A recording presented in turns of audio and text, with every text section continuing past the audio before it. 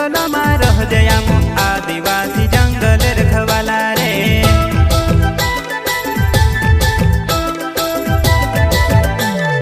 चल जंगल जमीन काजे पूजे रे आदिवासी दुनिया ने रखवाला रे। बाप देव खतरी काजे पूजे रे आदिवासी सबसे निराला रे।